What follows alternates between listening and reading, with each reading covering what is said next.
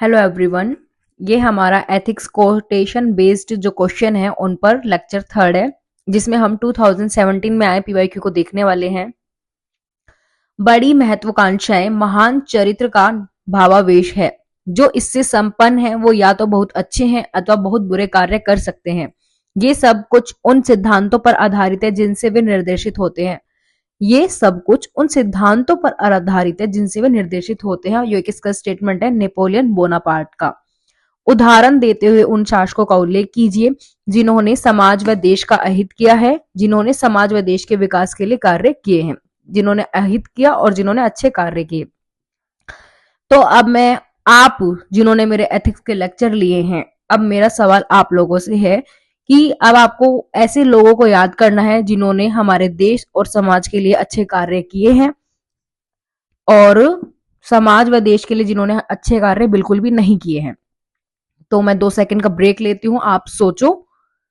Please ये practice करना। जिन्होंने भी मेरे एथिक्स के लेक्चर लिए हैं तभी आपको समझ आएगा कि हाँ आप सही डायरेक्शन में जा रहे हो, नहीं जा रहे हो, या आप खुद भी गलती कर रहे हो कि जब आपको पढ़ाया गया तो आपने उसको ठीक से पढ़ा या नहीं पढ़ा। तो अब आप खुद भी 2 सेकंड का पॉज लेके एक बार सोचना, ठीक है? अब आपको एक बार ये मत देखो आंसर, अब इधर आओ सीधे। आपको मैंने अपना एस्से राइटिंग जो फर्स्ट लेक्चर लिया था, ये फर्स्ट लेक्चर का ही है। आप मुझे बताओ क्या ये वो लोग नहीं है जिन्होंने देश के लिए अच्छे कार्य किए हैं? ना जाने, ये तो एस्से लेक्चर फर्स्ट ही है। अगर हम दूसरा भी और लेक्चर देखेंगे तो कितने एग्जाम्पल हैं जहां आपको बहुत सारे एग्जाम्पल मिल जाएंगे। हमें सिर्फ एक ही तो आंसर लिखना है। और ये वो लोग नहीं है जिन्होंने बुरे कार्य किए हैं, ठीक है? तो जिन्होंने भी अगर मेरा एस्से का लेक्चर जिन्होंने नहीं देखा है, कोई नया अगर इसको यहाँ पर देख रहा है तो प्लीज एक बार मेरा एस्से लेक्चर जो फर्स्ट है उसको जाकर देख लेना। अब ये राइटिंग पर ध्यान मत देना, जो समझा रही उस पर ध्यान दो। अब वही बस मैंने यहाँ पर कुछ एग्जाम्पल यहाँ पर उसमें से लेकर लिख रखे हैं।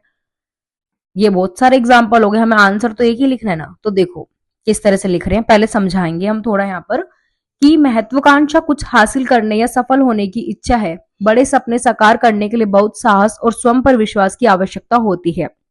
हालांकि ये हमारे सिद्धांत हैं जो ये तय करते हैं कि हम उस चरित्र को कहाँ निर्देशित करते हैं, अच्छी या गलत दिशा में। अब जिन शासकों ने अपनी महत्वाकांक्षाओं के कारण समाज और देश को नुकसान पहुंचाया, तो उसमें हिटलर को पूरे यूरोप पर शासन करने की महत्वाकांक्षा के कारण सेकेंड वर्ल्ड वॉर हुआ, जिसमें कई लोग की जान चली गई। दुर्योधन कृत्यों के कारण कुरु साम्राज्य का विनाश हो गया। नेपोलियन ने शासन के उत्तराधार स्वयं को फ्रांस का तानाशाह घोषित किया। अब यहाँ तो सिर्फ 3 आपको समझाने के लिए लिख दिए, बाकी ये सारे एग्जाम्पल भी आप यहाँ पर यूज कर सकते हो। हर्षद मेहता हो गए, है ना, विजय माल्या। दूसरी ओर कुछ शासक ऐसे भी हैं जिन्होंने समाज और देश के लिए विकास हेतु काम किए हैं, जैसे कि अकबर। उनकी जो धार्मिक सहिष्णुता की नीति ने धर्मनिरपेक्ष सिद्धांतों को प्रचार किया और सांप्रदायिक सद्भाव के विकास में मदद की। नेपोलियन ने शासनकाल के शुरुआत में स्वतंत्रता, समानता और भाईचारे पर आधारित समाज को वास्तविकता बनाया। अन्य उदाहरण जैसे कि Ashok, Abraham Lincoln, Gandhi ji, Nelson Mandela आदि जिन्होंने देश और समाज के विकास हेतु कार्य किए। अभी आपने मुरलीकांत पेटकर हो या फिर श्रीकांत बोरा, जिन पर मूवी भी आई थी, आप उनके नाम भी यहाँ पर मेंशन कर सकते हो। क्यों? क्योंकि सोचो ना, वो एक ब्लाइंड पर्सन थे और आज उनकी वजह से जाने कितने हजारों लोगों को आज रोजगार मिल रहा है। तो कुछ एग्जाम्पल आपके एंशिएंट से आ जाते हैं, कुछ मेडिवल से, कुछ मॉडर्न से और कुछ वर्ल्ड हिस्ट्री से। तो यहाँ पर आप एक तरह से ये भी सीख रहे हो कि हाँ हमें अपने जो सब्जेक्ट है उन्हें किस तरह से पढ़ना चाहिए मेंस पॉइंट ऑफ व्यू से। अतः मानवता, शांति और समाज कल्याण के लिए महत्वाकांक्षा और चरित्र को सही दिशा में ले जाने की आवश्यकता है। मेरा दृढ़ विश्वास है, जैसे मैंने आपको पहले सेकंड लेक्चर में बताया भी था कि आप कोटेशन से भी इसका एंड कर सकते हो। मेरा दृढ़ विश्वास है कि यदि किसी राष्ट्र को भ्रष्टाचार मुक्त और सुंदर मनोवाला बनाना है तो उसे 3 प्रमुख लोग परिवर्तन ला सकते हैं, वे हैं पिता, माता और शिक्षक। अब मैंने ये कोटेशन क्यों लिखी? क्योंकि क्वेश्चन की लाइन ही यही कह रही थी, जब भी मैंने आपको यहाँ पर स्टार्टिंग में जोर भी दिया। ये सब कुछ उन सिद्धांतों पर आधारित है जिनसे वे निर्देशित होते हैं। तो अगर हमारे माता पिता और शिक्षक अच्छी दिशा में हमें गाइड करेंगे तो निश्चित ही हम इस वाली कैटेगरी में शामिल होंगे। तो इस तरह से आप ये कोटेशन के साथ एंड कर सकते हो। और आपको एक चीज और दिखाती हूँ, देखो 2017 के ही ये दोनों पीवाईक्यू हैं। बड़ी महत्वाकांक्षा महान चरित का भावावेश है। ये भी देखो, इसी का 2017 में ही आया था, जिसकी कोटेशन का यूज ही मैंने इस आंसर को लिखने के लिए कर लिया। तो यही होता है जब आप इंटरलिंक करना चीजों को सीख जाते हो।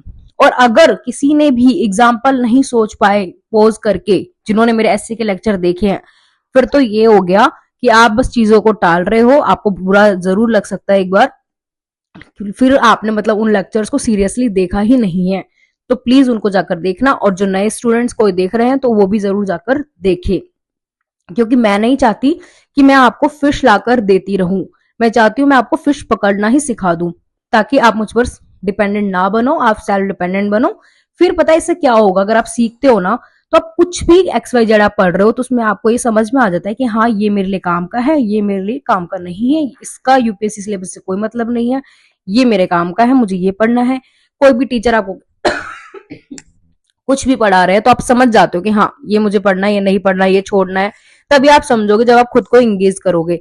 और अगर आपको मेरा इनिशिएट पसंद आ रहा हो तो आप इसको अपने जो फ्रेंड है उनको भी शेयर कर सकते हो, जो भी यूपीएससी की तैयारी कर रहे हैं। अब हम मिलते हैं इसके नेक्स्ट लेक्चर में। Thank you.